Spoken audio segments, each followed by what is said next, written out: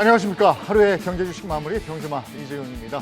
오늘 하루 어떠셨습니까? 우리 장 코스피 찔끔 오르고 코스닥 찔끔 내리고 뭐 이랬습니다. 눈치 보기 장세 여전한 가운데 그래도 외국인은 확실히 지금 들어오고 있긴 있구나 이런 생각이 듭니다. 여전히 어려운 장세는 계속되고 있고요. 세 분의 전문가 모시고 오늘 한번 달려보겠습니다. 어서 오십시오. 안녕하세요. 네. 데일리 이슈 오늘은 두 개를 뽑아놨습니다. 데일리 이슈부터 가죠. 먼저 첫 번째 바이오 관련 얘기인데요. 오늘 다들 뭐 관심 있는 분들은 뉴스 보셨을 거예요. 셀트리온이 오른쪽으로 날아간다 뭐 이렇게 표현을 해놨던데 어닝 서프라이즈를 기록했다 이렇게 되어 있습니다. 계속 갈까요? 예, 저 호재가 단순히 실적성 호재뿐만 아니라 네. 앞으로 신약 개발에 대해서도 긍정적인 시그널이 이번에 같이 보도되면서 52주 신고가를 기록한 예. 상황입니다. 사실 우리 개인 투자자들 입장에서는 그동안 바이오주에서 워낙 큰 배신을 당한 분들이 네. 많아서 아마 굉장히 뜻깊을 거라고 생각이 들고요. 셀트리온이 이렇게 호재성 발표가 돼서 그런지 모르겠습니다만 삼바 역시도 오늘 주식은 90만 원대를 드디어 회복을 했고요. 여타 코스닥에 있는 바이오 주식들도 좀 관심도가 높아지고 있는 상황입니다. 네. 바이오주는 그야말로 천당과 지옥 사이를 왔다 갔다 한다 이런 표현을 하는데 글쎄 이게 앞으로도 지속될 것인가? 바이오의 행진이 그걸 네. 또 많이들 궁금해하시거든요. 상반기에 이제 미국 S&P 나스닥 같은 경우도 30% 이상 하락을 했었는데 네. 유일하게 계속 신고가를 달린 섹터가 바로 미국에서 헬스케어 섹터입니다. 그래서 보니까 이제 미국 헬스케어 ETF 같은 경우는 여전히 신고가 행진을 보여주고 있고요. 뭐 대표적인 기업 중에서 일라일리라는 회사의 주가 같은 경우는 뭐 연일 신고가입니다. 네. 근데 가만히 생각해 보면 우리나라 바이오주들은 약간 주가 움직인 것 자체가 약간 세 가지 정도, 크게 두 가지 정도 부류가 있는 것 같아요. 뭐 삼성이든 삼성바이오나 셀트리온처럼 바이오 시밀러 부분에서 이렇게 천천히 실적을 쌓아가는 기업이 있고 네. 다른 한편으로 이제 신약 개발이라고 이야기를 해서 지금은 당장 뭐가 없지만은 뭐 신약 개발할 때 주가 잠깐 움직이는 흐름이 있는데 여기서 우리가 말하는 그 큰 그림에서 셀트리온과 삼성바이오로직스 같은 경우는 바이오 시밀러라고 이야기를 하죠. 근데 이게 왜 좀 많이 좀 부각이 되냐 하면은 간단히 말해서 지금이 이제 인플레이션 시대고 경기 위축 시대다 보니까 네. 바이오가 갖고 있는 필수 소비 재료의 성격 자체가 타 제약보다 훨씬 강한 겁니다. 그래서 이렇게 보게 되면 뭐 다른 건 모르겠습니다만 힘들어도 외식비는 줄여도 아프면 약은 먹어야 되는 거고요. 여기에 또 하나 제가 조금 생각해 본 것은 미국에서 인플레 법안 쪽에는 메디케어 법안도 좀 있습니다. 약가 제한하는 건데 우리 약가 제한 자체는 다른 한편을 놓고 봤을 때는 저는 바이오 또 항상 이렇게도 생각을 하거든요. 약가에 대한 그 약가를 제한하게 되면 전통 제약사가 오히려 불리하게 되고 바이오시밀러의 어떤 효과 자체가 좀 커지는 효과도 있습니다. 그렇기 때문에 이건 또 미국에서의 메디케어에 대한 손보는 것 자체도 잘 나온 호실적만큼이나 타이밍이 좀 맞았지 않나 그렇게 봤습니다. 요즘에는 그야말로 장을 들여다보면 섹터별로 이렇게 순환되잖아요. 근데 네. 지금은 바이오 차례라고 보시는 겁니다. 바이오 차례가 와도 이상하지 않다라고는 볼 네, 수가 있겠죠. 네. 왜냐하면 한 2020년인가요? 코로나 발생하고 나서 정말 최고의 성장주 중에 하나, 네. 그가 바이오였는데 2020년에 이제 고가를 기록을 하고 거의 한 1년 6개월에서 1년 7개월, 8개월까지 계속해서 내리막길을 걷는 게 바이오 그런 섹터이기 때문에 사실 뭐 셀트리온 같은 경우에 52주 신고가를 기록했다라고 하더라도 네. 이 고점 대비해서는 상당히 많이 빠진 그런 상황이거든요. 그래서 더 이상 나빠질 것이 없다. 그런 관점에서 일단은 순환매 차례가 돌아온 것이 아닌가라고 생각할 수가 있고 그다음에 이 바이오 헬스케어 섹터 자체가 정말 큽니다. 여러 가지 나눠보면은 약간 필수 소비재 성격을 가지고 있는 그런 제약사가 있고요. 대신에 약간 신약 개발을 하는 바이오 테크 주식들이 있습니다. 네. 그래서 덩치가 큰 그런 필수 소비재를 만드는 제약사 같은 경우에는 아무래도 경기 뭐 둔감형 그런 상황에서도 잘 버티는 그런 주식이다 보니까 상당히 괜찮았는데 바이오테크는 계속해서 엄청나게 하락을 했거든요. 근데 최근에 약간 나스닥 기술주 반등을 하면서 성장주로 매수세가 쏠리면서 그런 바이오테크 주식들이 저점 대비 많이 올라온 그런 상황이기도 합니다. 네. 그래서 그런 영향도 받고 해가지고 바이오가 최근에 좀 강세를 보이지 않았나. 근데 그럼에도 불구하고 여전히 지금 좀 많이 싼 상황이기 때문에 앞으로도 어느 정도는 기대해 볼 수 있지 않을까 생각을 합니다. 그 코스닥에 있는 중소형 바이오주는 앞으로 동향 어떻게 보세요?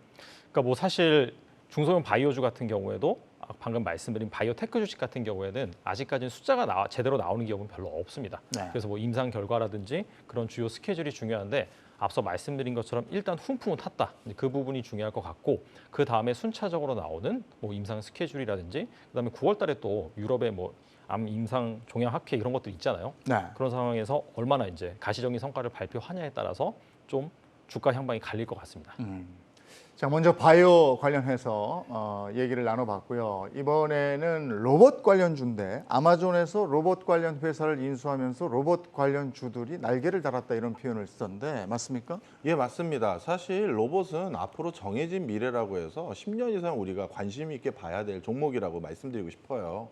예를 들어서 CEO들 조찬 모임에 이제 강연을 갈 때면 항상 말씀을 제일 많이 여쭤보는 분야가 공정 자동화, 설비 자동화입니다. 네. 근데 이 설비 자동화, 공정 자동화의 가장 핵심 축 중에 하나가 바로 로봇이거든요. 지금 어떻게 보면 기업에서 유수율, 그러니까 에러율을 줄일 뿐만 아니라 가격 경쟁력을 담보할 수 있는 가장 좋은 대안으로 로봇을 다 주목하고 있습니다. 네.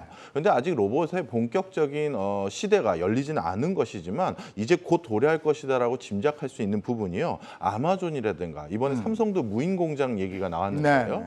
이런 어떤 선도 기업들 같은 경우는 일단 과업의 내용을 개량화해서 표준화해줘야지만 그 표준화된 수치를 가지고 로봇이 그 업무를 대신해서 수행할 수가 있습니다. 그런데 중소기업, 중견기업 같은 경우는 아직까지 어떤 장인이나 어떤 근로자가 하는 업무에 대해서 통계적으로 이렇게 수치화된 근거를 제시해 줄 수 있는 상황은 아니거든요. 네. 그런데 이렇게 선도 기업들이 먼저 이렇게 판을 깔고 적극적인 투자를 한다면 로봇과 관련된 인프라가 조성되고 그런 것들은 방금 말씀드렸던 중견, 중소기업까지 이제 낮아지는 게 순서입니다. 그런 과정에서 우리나라에선 삼성 그리고 미국에선 아마존과 같은 선도 기업이 이제 투자를 막 시작한다는 건 어찌 보면 성장주로서 우리가 앞으로 계속 주목해야 될 테마가 로봇이다. 저는 이렇게 말씀드립니다. 아마존에서 로봇 관련 회사를 인수했다. 이게 호재가 되면서 로봇 관련 회사들 주가가 올랐는데 지난주에는 사실 삼성전자가 무인 네. 자동화 시스템 뭐 로봇을 활용해서 하겠다. 이래서 한 번 더 올랐잖아요. 네. 그러니까 로봇이 저는 이제 그렇게 보는데 삼성도 뭐 2030년 공장 무인화 이야기했지 않습니까? 네. 그게 이제 또 우리가 스마트 팩토리라는 이 단어를 사용하게 되는데 산업용 로봇 같은 경우는 이미 뭐 조선 같은 경우는 협동 로봇이라고 해서 뭐 절단이라든지 용접할 때 이미 뭐 거제 조선소에 대한 사용을 하고 있고요.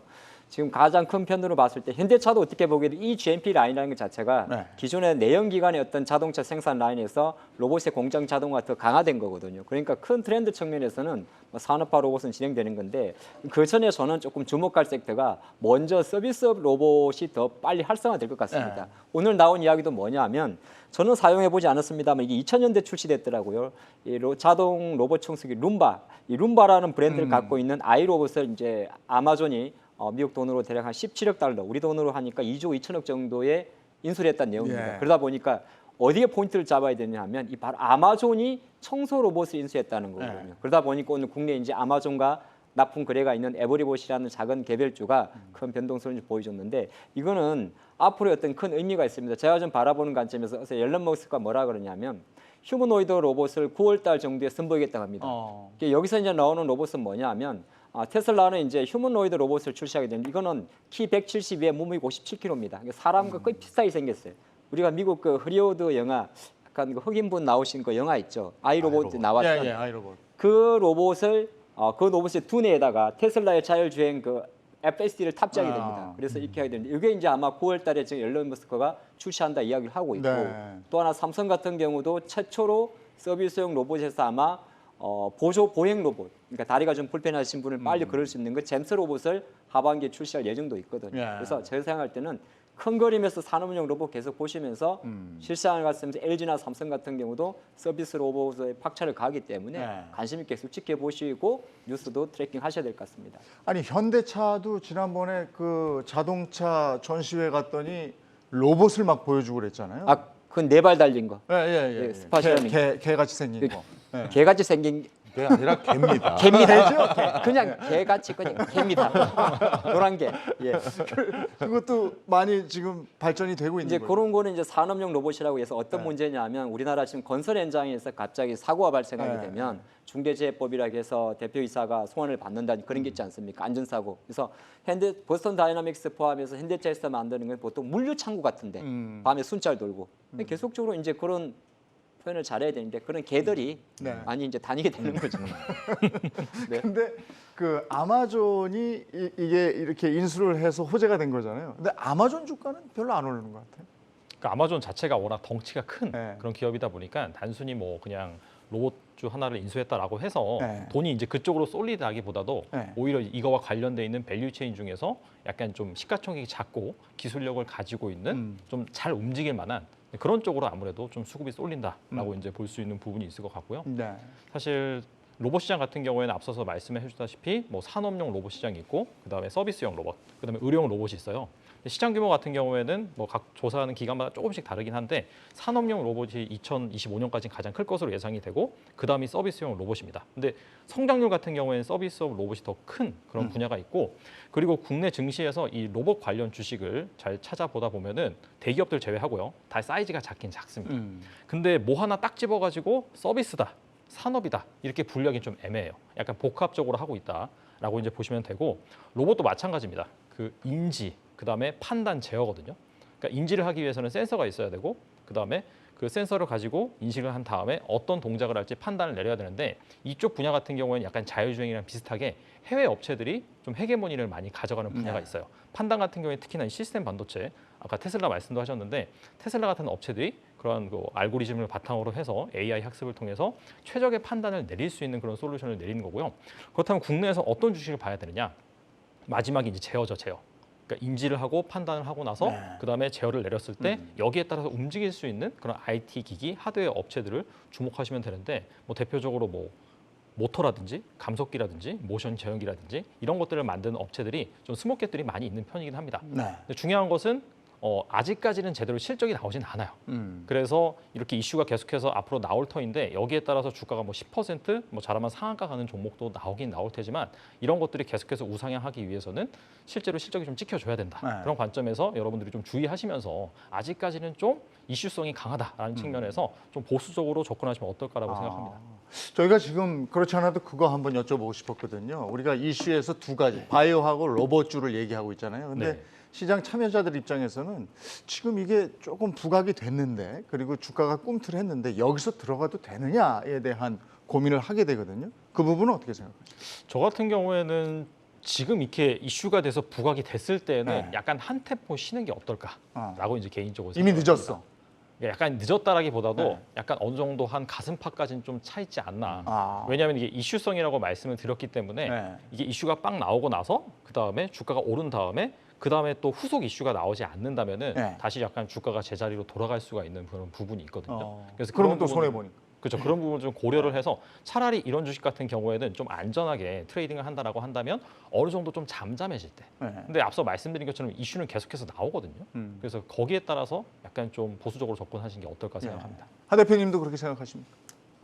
바이오하고 좀 나눠서 예, 보면 예, 바이오는 사실 저는 약간 이번 주 장의 어떤 순환 장세도 좀 노출이 됐다고 봐요. 셀트리온도 실적 발표가 있었고 그래서 지금 뭐 20만 원 회복한 셀트리온, 뭐 90만 원, 100만 원 임박하는 삼성 바이오로스 같은 경우 사실 딱히 투자 전략을 세우기가 좀 모호합니다. 네. 삼바 같은 경우는 100만 원 보실 수 있을 것 같고 셀트리온은 이제 저점을 좀 형성했다 보는데 그 외에 이제 사실 지난주에 뭐 임상 관련해서 많이 움직였던 기업들 같은 경우는 약간 변동성이 좀 큽니다. 그래서 특히는 이제 우리나라 바이오 기업들은 미국처럼 뭐 머크라든지 일라일리라든지 화이자라든지 완전 지배력을 갖고 있는 오리지널 제약사 같은 경우 한미약품이나 이런 기업들은 사실 약간 주가 저평가된 게 좀 많아요. 그런 건 이제 꼭 옥석깔이 필요한데 그 외에 그냥 단순하게 임상한다더라. 이번에 뭐 유럽 종양의학회 참여한다더라. 또 9월달 유럽 종양의학회군요. 참석한다더라 해서 그냥 움직이는 종목들이 많거든요. 그래서 약간 그런 건 투자를 유의할 필요가 있을 것 같고 로봇은 저는 계속 좀 계속 보는 게 뭐냐면 주가 지난주에 좀 많이 오르긴 했어요. 네. 그런데 아마 저는 어디를 좀 실적이 잡히는 시점으로 보고 있냐면 실제적으로 서비스 로봇이 출시되는 시점이 될 것 같습니다. 사실 LG 클로이라든지 삼성 같은 경우는 본격적으로 아직 로봇을 출시하지 않았거든요. 네. 근데 오히려 이제 정말 삼성이 본격적으로 삼성은 잼스 로봇을 출시해가지고 그때 오히려 보조 로봇을 출시해가지고 기타 계속적으로 출시가 됩니다. 네. 그런 관점이 왔을 때는 아까 말씀하셨듯이 인지나 판단 같은 경우는 대부분 국내 기업보다 반도체나 외국 기업이 많으니까 네. 국내 강점이 있는 모션 제어 쪽 대부분 감속기 이런 기업들이죠. 지금은 실적은 나오지 않지만 여전히 저는 예의주시해야 된다고 예. 보고 있습니다. 미래 산업이니까요. 네. 예. 바이오하고 로봇 관련해서 저희가 이슈로 분석을 한번 해봤고요. 이번에는 매크로 환경을 한번 들여다보겠습니다. 매크로 이슈 이제 많은 것들이 있었는데 조금씩 안정을 되찾아가는 거 아닌가 이런 생각이 들거든요. 유가만 해도 지금 90달러 밑으로 갔죠? 예, 맞습니다. 러시아 우크라이나 사태의 이전 수준으로 돌아왔다고 볼 수가 있는데요. 근데 세부적인 그 떨어진 네. 내용, 원인을 살펴보면 이게 그렇게 웃을 만한 일은 아닌 생각이 좀 듭니다. 그래요? 사실 지난달까지만 하더라도 이 유가가 계속 불안정하지 않을까 같은 그 우려를 많이 했는데 네. 그 이유가 왜 그러냐면 80 노인께서 출장까지 직접 가셔가지고 네. 빈살만 왕세자를 설득하려 가셨는데 예. 그 빈살만 왕세자 이왕 설득하러 가신 거면 불편한 얘기 안 하셔도 되는데 네. 인권 문제라든가 여러 가지를 언급하고 오셨단 말이에요. 그리고 나서 어떻게 됐느냐, 제 기억으로 3일 뒤로 기억하는데 빈살만 왕세자가 푸틴 대통령과 전화를 1시간 이상 긴밀하게 했어요. 그러면서 두 사람의 공감대가 뭐였냐면 오펙 플러스가 전 세계적으로 해야 될 역할이 지대하다, 이런 추상적인 말을 했다고 합니다. 네. 근데 그 추상적인 말을 1시간 이상 한다는 건 말이 안 되잖아요.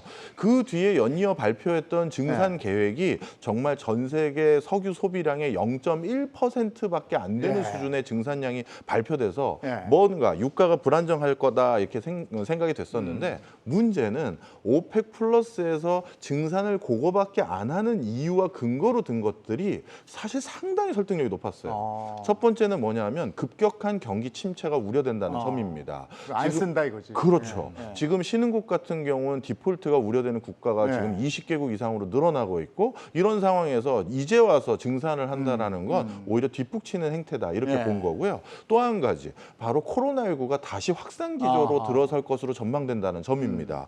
따라서 우리가 어떻게 보면 지금 종합주가지수라든가 여러 경기 상황이 악화된 게 이렇게 높은 물가 때문인데 이 물가의 주범인 유가가 떨어지는 게 어떻게 보면 더 안 좋은 소식들이 결부돼 있어서 참 웃지만은 못하는 상황이네요. 경기가 안 좋아지면서 유가가 떨어진다 이렇게 보는 거거든요. 네. 예, 뭐 증산이고 뭐 어떤 국제 관계 이런 게 아니고 그러면 이게 우리 증시에 직접적으로 영향을 미치지 않겠습니까?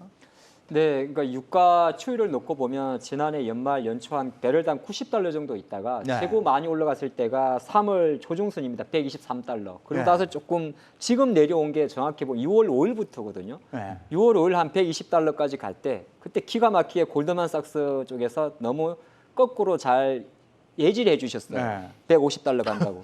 그때 제가 촉이 왔죠. 골드만이랑은 반대로 가면 중간 하겠구나. 역시 골드만은 좀 확실히 좀 잘 못 봅니다. 혹시 골드만 관계자분 계십니까? 앞으로는 잘 부탁드릴게요. 근데 그게 아이러니하게도 네. 그러면서 6월 달에 급락을 한 게 사실 말씀하신 대로 공급단 요인이 아니고요. 네. 이게 수요단 요인이라는 게 마냥 좋아할 일만은 아닌 것 같습니다. 네. 그러니까 수요단이라는 게 이제 수요가 위축되니까 실제로 왜냐하면 이 바이든 대통령이 뭐라 그러냐면 러시아를 제재하기 위해서 러시아가 원유를 시장에 풀 때 쿼터제 이야기를 했단 말이에요. 배럴당 40달러 이상은 안 된다. 네. 그럼 이거는 뭐냐면 사실 유가 상승 요인이거든요. 네. 근데 결정적으로 지금 유가가 이렇게밖에 내려오고 또 얼마 전에 오펙 플러스가 그 가뭄에 콩나듯이 감산했지 않습니까? 네. 제가 10만 배를 감산하는 거 보고 똑같은 생각을 했습니다. 이거는 유가 하락을 경계한다는 생각도 해봤거든요. 그 말은 결정적으로 지금의 유가 하락은 한편으로 인플레이션을 좀 잡아주는 효과는 있을지 모르겠지만은 시장은 여전히 경기 침체라는 것을 대변하고 있다. 그렇게도 볼 수 있을 것 같습니다.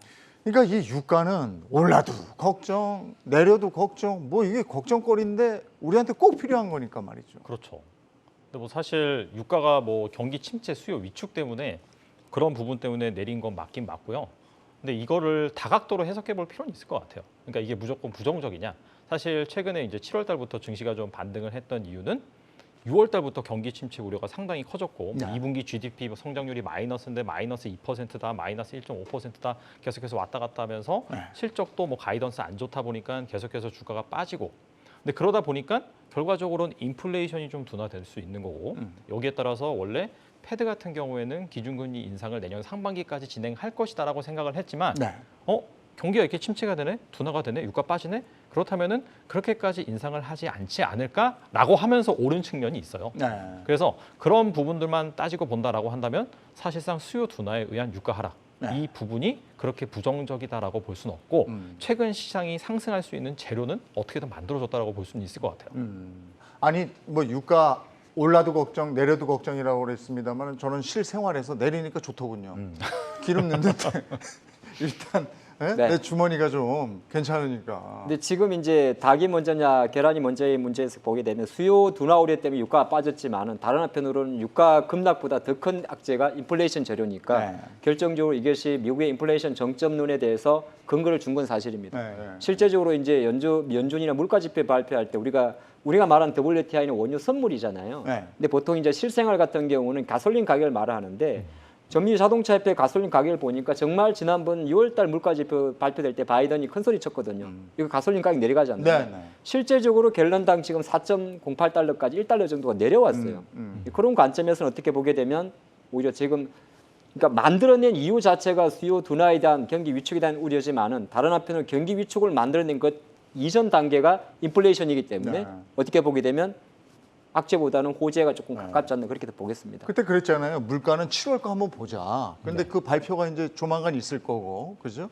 근데 유가뿐이 아니고 우리가 곡물가 때문에도 걱정을 했었는데 곡물가도 지금 좀 내려온 상태죠. 예, 곡물가도 다분히 안정적인 기조가 있는데요. 네. 이거는 밀과 옥수수에 한정된 흐름이다라고 말씀드리고 네. 싶습니다. 먼저 밀과 옥수수 가격이 안정될 수 있었던 큰 호재들이 몇 개 나왔는데요. 먼저 첫 번째는 미국이 겨울산 밀이라고 해서 이 겨울산 밀에 대한 작황 규모가 생각보다 좋을 것이다라는 걸 발표를 했었고요. 그리고 내년도 본격적으로 전쟁이 중장기적으로 확산되는 규모가 있다 보니까 내년도에 미국에서 밀을 재배해서 전 세계적으로 공급하고자 하는 캐파를 늘리기 위해서 네. 밀 재배 면적을 급격히 늘린 상태입니다. 이런 것들이 적어도 옥수수하고 밀에는 상당 부분 가격 안정에 영향을 줘서요. 지금 고점 대비 한 20-30%까지 내려져 온 게 사실입니다. 네. 근데 문제는 대두하고 쌀이에요. 쌀 같은 경우 캘리포니아산 중립종이라고 해서 네. 우리나라와 일본, 중국 동북 지역에서 주로 먹는 쌀 종자인데요. 아, 우리 쌀 맛 나는 거, 네, 이렇게 맞습니다. 알랑미 같은 거 말고. 예, 맞습니다. 예. 그거는 지금 사상 최고치를 경신해 가고 있어요. 어. 그다음에 대두 같은 경우도 아직 고점을 향해서 계속 가고 있는 분위기고요. 그래서 곡물 시장도 완벽하게 안정되어 있다라고 보기는 어렵다. 이렇게 말씀드립니다. 근데 어쨌든 유가하고 곡물이 좀 이렇게 가격이 안정이 되면 인플레이션 극복하는 효과가 있으니까 인플레의 브레이크가 좀 들어올 수 있다 이렇게 봐도 되는 거 아닙니까? 근데 이렇게 생각하셔야 돼요. 인플레는 항상 산불 같은 거예요. 아. 그래서 다 끈 거 같은데 어디서 또 터집니다. 허허. 대표적으로 좀 전에 우리 유가 얘기했잖아요. 네. 그런데 천연가스 가격은 계속 지금도 고공행진입니다. 네. 천연가스 같은 경우는 통상적으로 15년 이상의 장기 계약으로 수급을 받는 게 통상적인데 그 장기 계약의 가장 큰 주축에 해당되는 러시아와 유럽의 계약이 지금 거의 끝나가는 상황이거든요. 그러다 보니까 천연가스는 장기 계약 말고 단기 수급에 어려움이 있었을 땐 현물로 LNG 선으로 이제 얼마 더 보내주세요 하는 형태로 계약을 맺는데 통상적으로 이 단기적인 현물 계약은 장기 계약의 천연가스 가격보다 낮은 게 통상적인데요. 네. 지금 여기저기서 가스가 부족하다 보니까 현물 계약에 대한 단가가 급격히 올라가고 천연가스는 아직까지 올라가고 있는 기조예요. 따라서 지금 유가 좀 떨어졌고 그다음에 밀과 옥수수 가격이 좀 떨어졌다고 해서 인플레이션의 잔불이 다 꺼졌다. 이렇게 생각하기는 좀 어렵습니다. 이게 또 그렇군요. 산불이라는 표현을 들으니까 확 오네요. 그러니까 바람이 불면 불씨가 있기 때문에 다시 번질 수 있다는 얘기인데, 근데 이제 요거하고 또 하나가 저 경기 침체 부분에서 우리 증시를 짓누르고 있었는데 고용지표 지난주에 발표된 거 있잖아요. 네. 그거 아주 좋게 나왔던데요. 아주 잘 나왔습니다. 가장 이제 중요했던 게 미국의 고용이, 그러니까 그 파월 회장이 7월달에 금리를 올릴 때도 미국의 고용은 견고하다. 네. 옐런 재무장관도 똑같은 이야기를 했는데 수치만 놓고 보면 52만 8천 건 정도가 나왔고요. 52만 건이라 50만 건이 넘는 것은 미국이 코로나를 발생할 2020년 2월 이후 최고치입니다. 최고치인데 제가 내용을 좀 깊게 들어가 봤어요. 내용을 깊게 들어가 봤더니 50만 건 중에서 한 40만 건 정도가 개인 서비스 부분입니다. 그래서 여기는 이제 교육이라든지 의료, 뭐 레저, 건설 쪽이 좋았는데 조금 안 좋은 거 지금 어떻게 보게 되면 IT가 좀 안 좋죠. 네. 실제적으로 50만 건의 증가에서 유일하게 감소한 섹터가 있습니다. 네. 이게 바로 미국 IT 섹터 쪽이에요. IT 쪽은 취업자 수 증가가 지난주 2만 4천 명에서 1만 3천 명 정도로 증가폭이 오히려 감소했습니다. 그만큼 지금 개인 서비스나 교육, 의료 쪽은 좋은데 제조 쪽은 조금 나쁘다 그런 걸 좀 말씀드리겠고, 또 하나가 이제 이게 좋았던 게 뭐냐면 뭐 이것 때문에 갑자기 또 뭐 9월달 금리 인상 확률이 확 올라갔지 않습니까? 네. 왜 그랬냐면 올라갔는데 시장에 별로 반응 없었던 이유가 여기 있는데 이제 시간당 보통 우리가 미국 실업률을 고용을 볼 때 세 가지를 같이 봅니다. 그 취업자 수 증감하고 절대 실업률하고 또 하나가 시간당 평균 임금인데 시간당 평균 임금이 제가 보니까 월간 대비해서 0.5% 연율 기준으로 5.2%가 증가를 했는데 이게 조금 좋았던 게 뭐냐면 이 아까 제가 개인 서비스 부분이 제일 많이 들어갔다 그랬잖아요. 네. 요거는 어쨌든 시간당 평균 임금의 상승률이 5.19에서 조금 증가를 했는데 오히려 제조라든지 레저 접객 쪽은 임금 인상률의 상승률이 떨어진 겁니다. 그래서 여기에 조금 더 아마 시장이 조금 저는 미국이 고용이 잘 나왔지만 잘 나온 상태에서 9월 달에 금리 인상 확률이 갑자기 뛰었지만은 시장은 조금 더 임금의 상승 속도가 완화된 부분을 좋게 봤지 않나 그렇게 네. 봤습니다. 근데 빅테크 기업들이 그 감원 얘기하고 막 이래서 야 이번에 이거 어떻게 나올까 했었는데 전문가들 예상보다도 더 좋은 수준으로 나왔다는 거잖아요. 그러면 시장은 호재로 어쨌든 작용을 할 거 아닙니까? 그러니까 이것도 아까 말씀드린 것처럼 뭐 유가가 떨어지면은 수요 예측 둔화 국면에서 안 좋은 측면이 있지만 네. 앞서 말씀드린 것처럼 뭐 인플레이션 둔화라든지 양면성이 있다고 말씀드렸잖아요. 이것도 마찬가지예요, 사실. 그 고용 지표가 너무 좋게 나와버리면 네. 연준한테 이 기준금리 인상 스텝을 강력하게 추진할 수 있는 그 원동력을 제시를 해준 거거든요. 자신감을 갖는 거죠. 그렇죠. 경기 침체 뭐 괜찮은데 고용 지표 보니까 이렇게 되는 거지. 그러니까 그렇죠. 0.75 해도 견딜만 한데 이렇게 인식할 수 있다 이거죠. 맞습니다. 그래서 전일 또 연준 의원이 그런 말을 했어요. 그래서 요번에도 자이언트 스텝 가능성이 있다. 이런 식으로 뉘앙스를 비췄거든요. 네. 그렇다면은 사실 제 개인적으로 봤을 때는 인플레 피크 아웃은 어느 정도 찍었다라고 보고 네. 있거든요. 이게 얼마나 그 높은 수준이 장기화될 것이냐, 아니면 빠르게 하락할 것이냐, 거기에 이제 주안점이 있는 거고, 그다음에 인플레 자체만으로 보다는 그런 연준의 긴축 스텝 여기에 얼마나 영향을 미칠 것인가, 이제 그 부분을 보는 건데, 만약에 지금 시장이 약간 반등한 이유가 앞서서 말씀드린 것처럼 경기 둔화가 되니까 패드가 금리를 인상 많이 못할 거야. 네. 여기에 기인해서 반등한 측면이 있거든요. 네. 근데 방금 말씀드린 것처럼 고용 지표가 너무 좋게 나온다. 그렇게 한다면은 기준금리 더 올려도 되겠네?라고 이제 연준에서 생각할 수 있는 부분이고, 그래서 중요한 게 뭐냐면은 이제 앞두고 있는 CPI. 여기에서 또 어떤 지표가 발표가 될지 여기에 따라서 만약에 정말 좀 높게 나온다라고 하면 고용 지표도 좋은데 물가도 높게 나와? 그러면은 맘 놓고 높게 올려야지라고 또 할 수 있기 때문에 이런 부분 때문에 약간 좀 시장이 앞으로 약간 관망하지 않을까 그런 측면도 있는 것 같아요. 이게 또 글로벌 경제의 다음 걱정거리군요. 네. 근데 미국이 진짜 자이언트 스텝을 만약에 9월까지 해서 3번을 밟아요. 0.75씩 막 올려. 그러면 아시아 개발 국가들은 이거 어떻게 됩니까? 예, 그게 참 문제이긴 한데요. 네. 죄송한 얘기지만 아직까지는 경기 침체가 시작된 것도 아니고요. 네. 그리고 미국에서 지금 지난달 소비자 물가 상승률이 9.1%고 네. 올해는 이제 이번 달에는 아마 좀 그거보다 낮아질 거라고 네. 전망을 하지만 9%에서 낮아진데 하고 지금 환희할 때가 아니라 원래 미국의 연준에서 제시하고 있는 소비자 물가 상승률의 목표치는 2%예요. 4배가 넘는 수치입니다. 네. 그런데 벌써 금리 인상의 기조를 완화적으로 바꾼다? 아직 시작도 안 한 거고요. 따라서 금리 인상은 아까 앞서서 말씀하신 것처럼 고용까지도 괜찮다면 네. 더더욱 자신감 있는 금리 인상을 계속 할 수밖에 없는 상황입니다. 네. 그렇게 되면 어떤 일이 생기느냐? 신흥국에서는 어마어마한 부담이 되는 거예요. 그럼요. 물가 인상의 기조가 유발되고요. 그다음에 구조 조정 유발되고요. 그다음에 여러 가지 어려움들이 직면하게 되는데 어떻게 보면 그런 것들이 이미 시작도 안 됐지만 네. 앞으로 시작될 것까지도 다 감내하면서 물가 잡겠다라는 게 연준의 기조다라는 걸 절대 잊어서는 안 됩니다.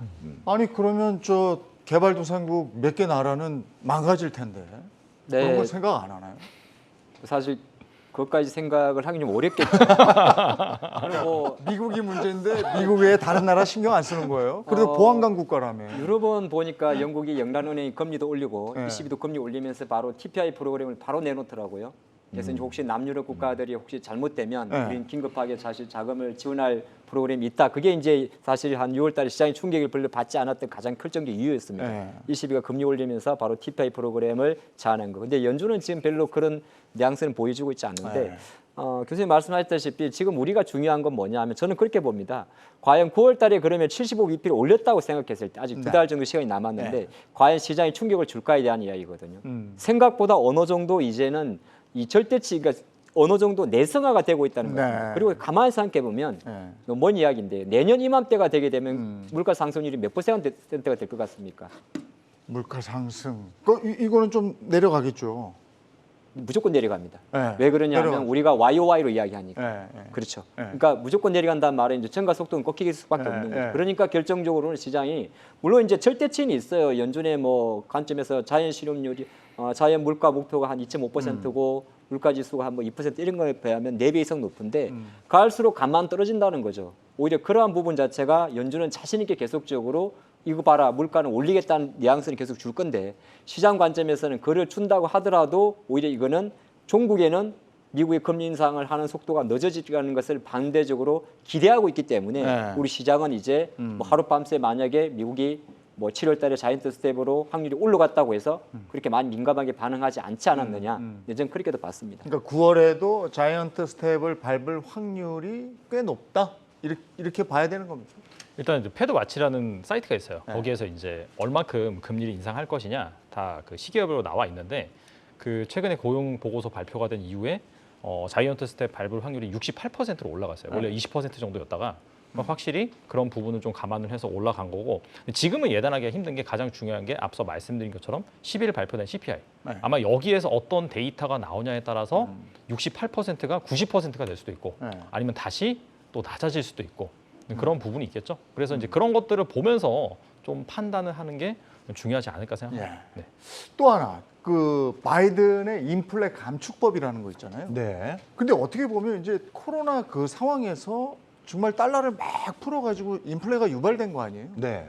그래서 지금 이걸 잡겠다고 하는데 또 지금 얘기하는 바이든의 인플레 감축법 예산안 이것도 돈을 좀 푸는 거 아닙니까?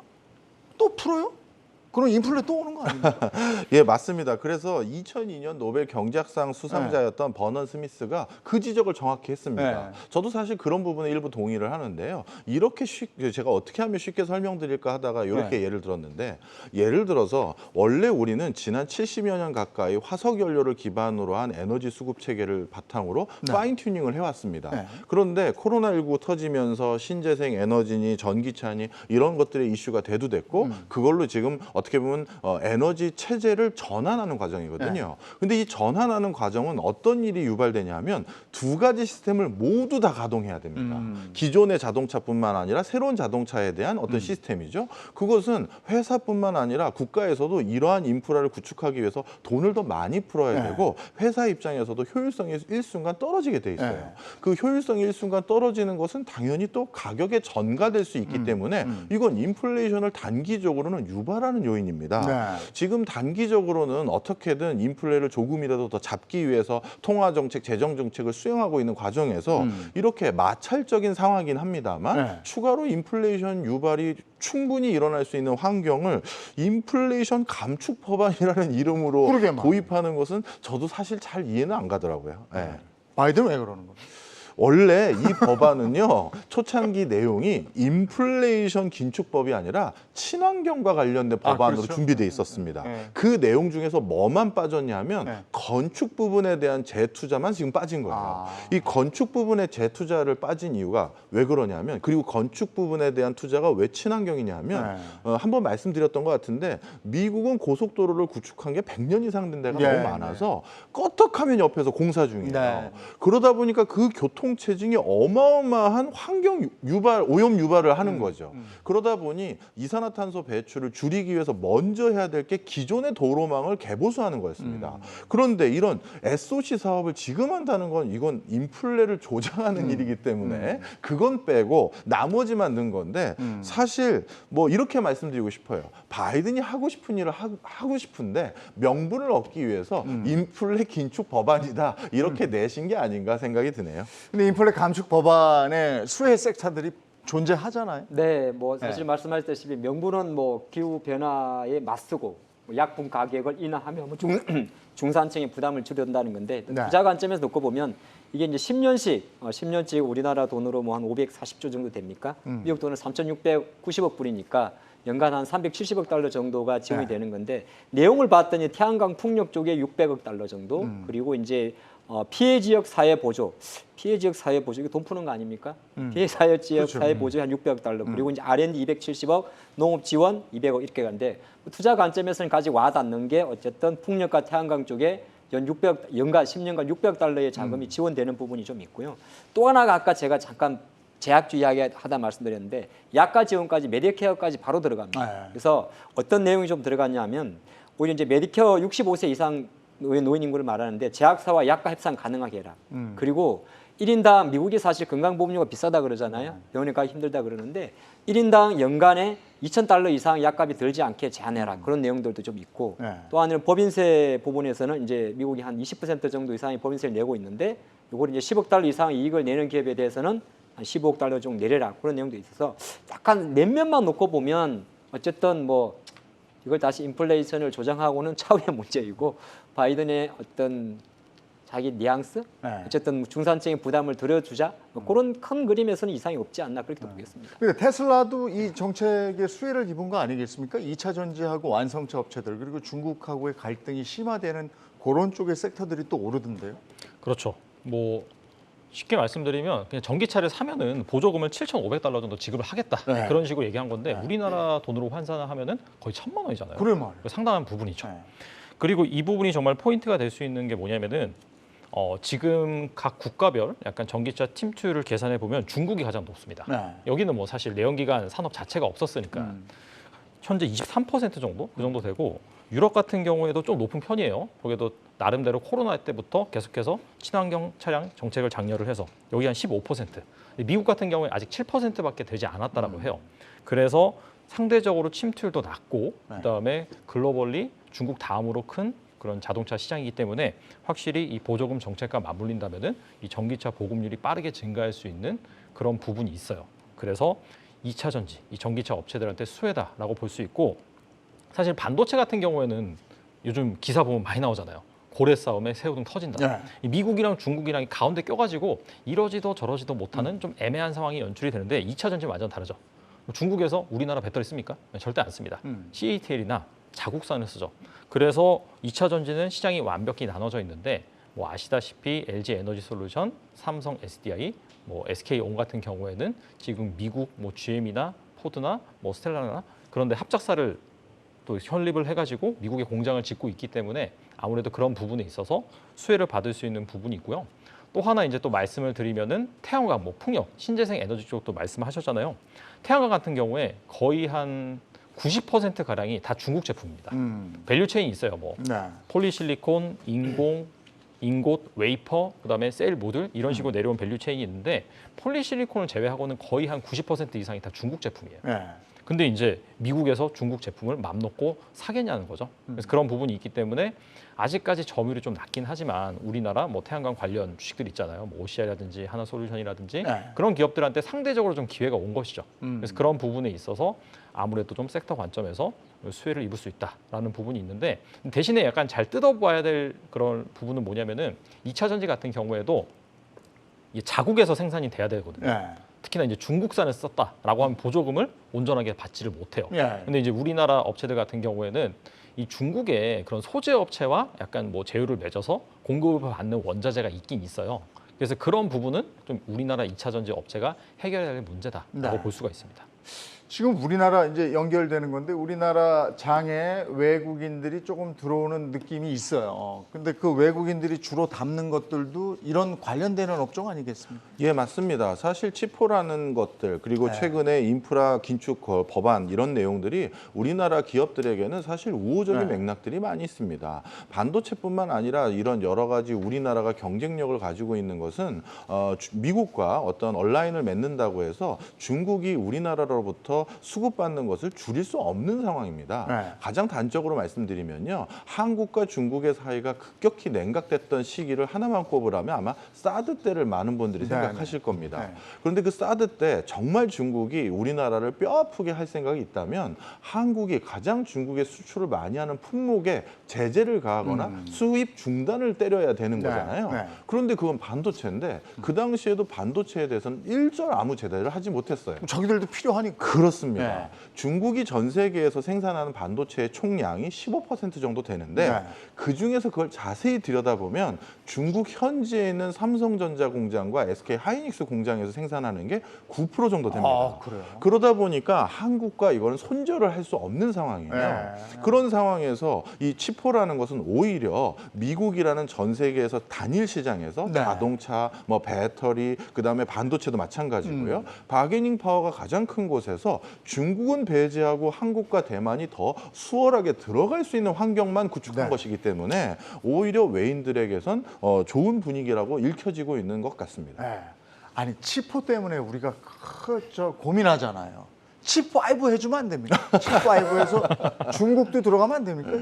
좀 뭐 설명을 드리면요, 네. 칩5를 할 생각은 결코 없어 보이는 것 아, 같습니다. 왜? 중국이 그렇게 많이 쓰는데 반도체를. 이렇게 말씀드리고 싶어요. 이번에 치포에 들어간 여러 법안 내용 중에서 네. 뭐가 있냐면 중국이라고 명시는 하지 않았는데 이번에 보조금을 받은 기업들 네. 같은 경우 해외에 28나노 이하의 신규 공장에 대해서는 증설하지 못하게 하는 법안이 들어가 있습니다. 네. 그런데 28나노 이하의 공장만 증설 못하게 하니 지금 중국에 우리가 건립해서 운영하고 있는 반도체 생산은 그냥 용인해 주는 거 아니냐 이렇게 오해하실 수 있는데요. 이렇게 보시면 좋겠습니다. 반도체라는 건 가장 급격하게 발달하고 있는 산업 분야이다 보니까 네. 지금은 28나노 이상의 어떤 부품들이나 소재가 들어가고 있는 TV, 세탁기, 냉장고도 어느 순간인가 그거 이하의 고사양의 반도체를 꼭 써야 되는 걸로 제품이 자꾸 디벨롭될 수밖에 없어요. 네. 그 얘기는 무슨 얘기다? 중국은 저사양 반도체만 만들어가 아니라 모든 반도체에 있어서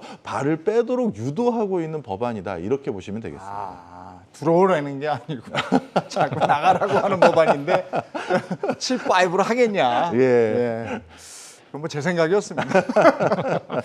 그리고 저 외인들 아까 들어오는 얘기 잠깐 하자면 1년 동안 그렇게 셀코리아였어요. 네. 그러다가 요즘에 좀 들어오는 이유는 뭡니까? 괜찮다고 보는 건가요? 뭐 약간 그렇게 볼 수도 있고 네. 사실 뭐 6월달 외국인들이 한 3조 원 정도, 7월달 3조 원 정도 들어왔고 지금 8월달 1조 원 이상이니까 뭐 연속으로 치면 한 3조 정도 이상 들어온 것 같습니다. 근데 이제 그 중에 한 30% 이상이 삼성전자고요. 네. 근데 제가 보니까 근데 삼성전자 주가는 별로 많이 움직이지는 않아요. 그때 예. 보게 되면 뭐 사실 어떤 특정 섹터를 들어오는 종목들은 조금 제한적입니다. 섹터를 보고 들어오는 종목들은 배터리 쪽은 조금 섹터 플레이가 들어오는 것 같아요. 그러니까 예를 들어서 뭐 LG화학으로 들어오는 힘이나 삼성 SDI나 LG 엔솔 같은 경우는 섹터 플레이가 좀 맞는 것 같고 다만 삼성전자나 이런 쪽으로 들어오는 걸 보게 되면 그냥 어떻게 보면 약간 비웠던 한국의 어떤 비중 자체를 다시 좀 채워가는 그림. 그게 이제 아시아 쪽에서는 대부분 한국하고 인도가 지금 7월 달 작은 플루를 보게 되면 플러스로 잡히거든요. 그렇게 좀 볼 수가 있고 그다음에 또 하나가 뭐냐면 대부분이 외국인 지분율이 50% 넘는 기업들입니다. 네. 전후 금융주들 들어오거든요. 네. 이것도 단순하게 놓고 보면 우리가 그냥 펀더멘탈 말해서 뭐 금리 올려지니까 하반기 있고 그런 것도 있긴 있어요. 사실 보통 금융주들이 8, 9월 달부터 투자가 본격적으로 들어가서 연말까지 가는 효과가 있기 때문에 맞긴 맞는데 어떻게 보게 되면 외국인들이 조금 한국 주식을 사는 것 자체는 뭐 전체적으로 시장에 대한 불확실성이 조금 완화되는 어떤 그러한 성격이지 특정 섹터에 대한 자신 있는 매수까지는 지금 평가하기 좀 뭐하지 않나 그렇게 봤습니다. 그럼 어쨌든 이럴 때는 외인 지분율이 높은 종목을 눈여겨보고 거기에도 좀 참여를 하고 이러면은 괜찮은 건가요? 구체적으로 말씀드리면 뭐 단순히 높은 것도 중요하긴 하지만 약간 계속해서 빠졌다가 턴하는 종목들이 있어요. 그러니까 뭐 아시다시피 외국인 투자자가 국내 증시에서 본격적으로 이탈한 시점이 작년부터였거든요. 그래서 그거와 동행하는 그런 업체도 있습니다. 계속해서 외국인 지분율이 낮아졌다가 최근에 약간 바닥을 다지고 반등을 하는 그런 흐름이 나오는 종목. 네. 대표적으로 뭐 2차 전지 섹터라고 좀 볼 수가 있고요.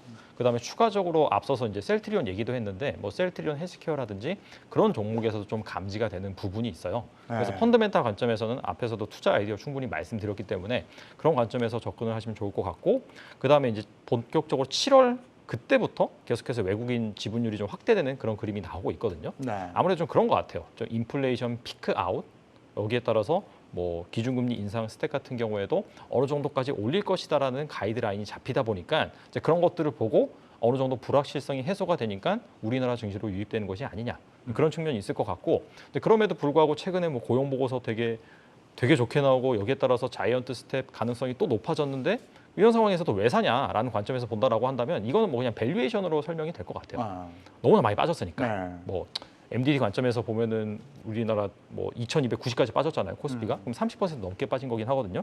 근데 그때 당시에 코스피 지수 약간 PBR을 좀 트레일링 관점에서 과거 자본 기준으로 좀 계산을 해보면은 LG 에너지 솔루션을 제외하고 봤을 땐 0.8 몇 배까지 빠졌거든요. 근데 이제 코로나 위기 당시에가 0.64배였고 글로벌 금융 위기 당시에가 0.81배. 그 다음에 2008년도 미중 무역 분쟁 이때도 이제 30% 정도 빠졌었는데 그때도 0.8 몇 배까지 빠지긴 했어요. 그래서 그런 관점에서 좀 약간 빈집을 뭐 이런 말이 좀 어울릴지 모르겠지만 빈집털이라고 하죠. 그런 관점에서 좀 유입되지 않았나라고 생각을 해봅니다. 근데 이제 그렇게 아까 2,290이요? 네, 네. 그때까지 빠졌었죠. 근데 지금 조금 그야말로 진짜 찔끔찔끔 올라서 오늘 보니까 2,500선 가까이까지 갔더라고요. 네. 근데 이렇게 지수가 바로 좀 작용을 하려면 대형주가 가야 되잖아요. 이건 언제쯤 들어올 수 있을까요? 글쎄 말입니다. 이제 그 외인들은 이제 많이 들어오면서 대형주에 대해서 힘을 좀 받쳐주려고 하는데 정작 아마 많은 실망을 했던 개인 매물이 좀처럼 움직이지 않는 것 같고요. 더 정확히 말하면 움직이지 않는 게 아니라 그 대형주들을 제가 살펴봤어요. 네. 호가창을요. 그랬더니 위에 벽돌이 잔뜩 쌓여 있더라고요. 다들 얼마만 여기 오면 오르면 팔아야지. 예, 그러고 계세요. 저도 준비하고 있거든요. 그러다 보니까 당분간 야 이거 다 해소하려면 이게 한참 더 돌아야겠구나 생각이 들더라고요. 네. 아니 진짜 그 구간마다 엄청 몰려 있어요. 맞습니다. 자, 우리 지난주에도 눈여겨봤던 지표들이 있었잖아요. 이번에 어떤 지표들을 봐야 되는지 한번 설명을 좀 해주시죠. 예, 이번 8월 이제 이번 주에 가장 중요한 날짜는 네. 10일하고 11일을 꼽을 수 있을 것 같습니다. 8월 10일은요, 미국과 중국 소비자 물가 지수가 발표가 되고요. 네. 중국은 생산자 물가 지수도 10일 날 발표가 되고요. 그다음에 11일은 연준위원회 연설이 있습니다. 지금 네. 오늘도 기준금리 인상에 대한 흐름에 대해서 말씀을 나누고 있었었는데 네. 그 당시 연준위원이 어떤 내용으로 발표하는지 우리가 지켜봐야 될 내용이죠. 네, 이거 눈여겨보고 아까도 계속 말씀해 주신 게 이제 미국 CPI 네. 물가지수다 이런 얘기를 해주셨는데 물가지수가 어느 정도 나와야 안도를 좀 할까요? 아무래도 뭐 예상치 부합하거나 그 밑으로 내려가는 게 가장 베스트긴 하겠죠. 네. 근데 이전 그 물가지수 발표 때를 보면은 생각보다 되게 높게 나왔거든요. 네. 원래 그때 컨센서스가 한 8%대 중후반이었는데 갑자기 9%대 높아졌는데 그렇죠. 그 배경을 살펴보면 백악관에서 이미 약간 힌트를 줬어요. 네. 생각보다 높게 나올 수 있어. 대신에 이거는 과거 후행 지표야. 이런 식으로 얘기를 하고 나서 실제로 이제 CPI 발표됐는데 9%가 훨씬 넘게 나왔잖아요. 네. 그래서 그런 액션이 있었는데 글쎄요 아직까지 그런 액션이 나오지 않는 걸 봐서는 제 생각엔 그렇게 막 서프라이즈하게 높게 나올 것 같지는 않고 아무래도 좀 예상치에 부합하는 수준 내지는 그 밑으로 좀 나온다라고 한다면 제 생각에는 좀 좋은 그림이 나오지 않을까. 왜냐하면은 고용 보고서 발표함으로 인해서 경기가 생각보다 괜찮네. 근데 여기에서 발생하는 걱정이 그렇다면 금리 더 올리겠네? 실제로 연준 위원들이 그렇게 말을 했었고 근데 여기에서 인플레가 확실하게 예상치보다 좀 둔화된다는 흐름이 나온다라고 한다면 그 금리 인상 명분이 좀 약해지는 거거든요. 네. 근데 그렇다면은 아무래도 시장이 가장 좋아하는 시나리오가 되지 않을까 생각을 합니다. 지금 6월에 9.1이었고 그 7월 CPI 시장 전망치는 8.9%예요. 그러면 그거 나오든가 그거보다 하회하면 그래도 네. 시장은 안도한다 이거죠. 근데 아마 세 가지를 좀 같이 보셔야 될 것 같습니다. 저는 그렇게 보는데 CPI 발표할 때 연율도 발표되지만은 MOM도 발표됩니다. 그러니까 네. 월간 기준인데 네. 보통 월간 기준이 0.5 전후니까 쉽게 말해서 지난달에 9.1이면 우리 간단히 단순 계산할 때 8.5m로 내려갈 수가 없는 거죠. 예. 그러니까 거의 아마 8% 후반에 나올 건데 제가 생각할 때는 한 가지 조금 나쁜 거는 뭐냐면 8.9%가 나오거나 8.8, 뭐 9.0이 나온다 하더라도 우리 이제 약간 이미 시장에서 8자를 앞에 보여줬기 때문에 행여나 9자가 나오게 되면 조금 시끄니까 할 것 같고 근데 네. 8.8이든 8.9 정도가 나오게 되면 시장은 어느 정도 다시 이제 근원 CPI 쪽으로 바로 넘어갈 것 같습니다. 네. 근데 근원 CPI는 예상치 자체가 식료품과 에너지를 뺀 거기 때문에 네. 이거는 예상치가 전월보다 높아요. 네. 요거 하나 보여줄 수 있고 시장에 그렇게 영향을 안 미치긴 합니다만 사실 다음 날 발표되는 생산자 물가지수 지금 여전히 두 자릿수입니다. 네. 두 자릿수이기 때문에 제가 생각할 때는 변동성 측면에서는 사실 10일 날, 11일 날 CPI나 PPI의 변동성이 작겠지만은 시장 관점에서 급등량은 없지만은 절대치는 여전히 높은 데에 대해서 네. 시장은 일정 부분 채권 시장 같은 데서는 좀 경계하지 않겠느냐 그렇게 보고 있습니다. 네.